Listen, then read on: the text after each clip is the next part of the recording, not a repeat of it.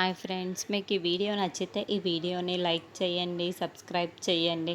శారద కిచెన్లో వంట చేసుకుంటూ ఉంటే ఆంటీ ఈ పూట వంట నేను చేస్తాను అని భూమి చెప్పుతూ ఉంటుంది.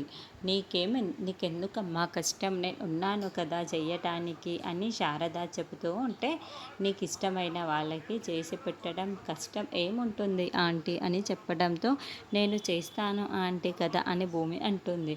ఆడపిల్ల అంటే ఇలా ఉండాలమ్మా అని శారద భూమిని మెచ్చుకుంటూ ఉంటే పూర్ణి నచ్చుకుంటూ ఉంటుంది. తర్వాత నువ్వే చెయ్యమ్మా, నువ్వు చేస్తా అని చెప్తున్నావు కదా అని శారద పక్కకు వెళ్తూ ఉంటుంది.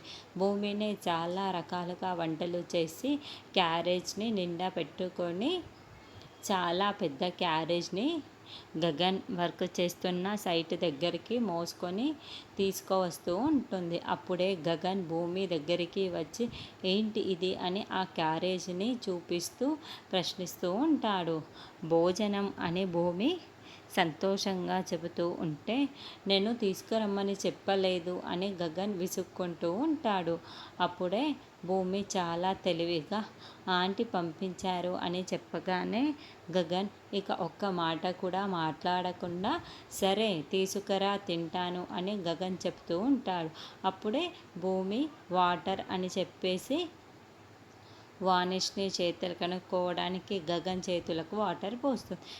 ఏం చేస్తున్నావు, ఏంటి వాటర్ పోయమంటే వానిష్ పోస్తున్నావు ఏంటిది, చిచ్చి నా చేతులన్నీ పాడైపోయాయి అని గగన్ అరుస్తూ ఉంటాడు. అయ్యో, నేను వాటరే అనుకున్నాను, ఇది వార్నిషా, సరేలేండి కోప్పడకండి, ఏదో పొరపాటున నేను వార్నిష్ ఇచ్చాను, ఇప్పుడు ఎలా తింటారు అని భూమి అంటూ ఉంటే, అదిగో అక్కడ స్పూన్ ఉంది ఇవ్వు అని గగన్ అంటాడు. అయ్యో, నేను స్పూన్ని తీసుకురాలేదే అని మర్చిపోయాను అని భూమి చెప్తూ ఉంటే, మర్చిపోయావా అని గగన్ షాకింగ్గా అడుగుతూ ఉంటాడు.